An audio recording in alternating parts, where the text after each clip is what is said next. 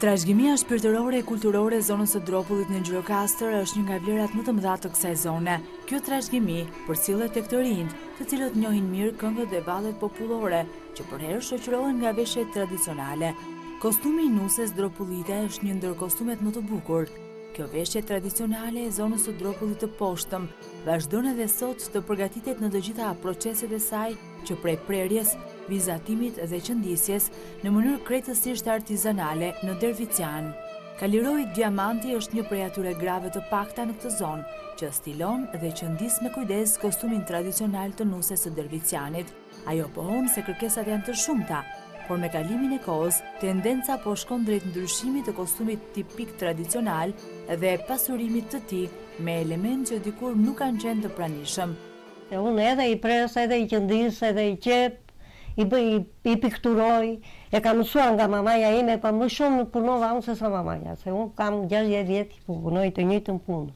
Qëndizmat, veshjet tradicionale që kemi neve të fshatit tonë, po përpiqem t'i mbaj kështu si që i kanë mbajtur të parët. Të parët e kishin më të thjeshta. Të gjitha të reja kanë ndryshuar veshjen pak nga pak, po kryesisht, natyrisht që ato kapelja, shqipta, diplari që themi neve, fustani, ato rripat janë po të njëjtat ato që kanë mbajtur gjyshet tona. Si po pa mundësive gjeleku qëndisej dhe brezi qëndisej.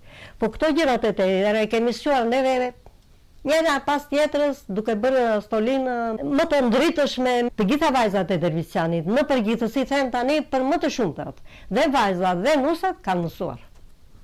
Ua kam trashëguar, kam mësuar. Një gjë nuk din të gjithë të bëjnë, nuk din të pikturojnë.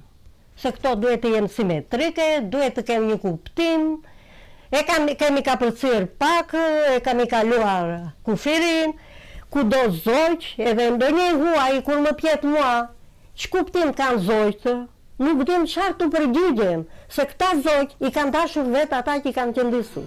Kaliroi kërkon ruajtjen dhe konservimin e traditës e formës së kostumit origjinal dropullit, pa ndërhyrje të tepërta që rrezikojnë humbjen e origjinalitetit.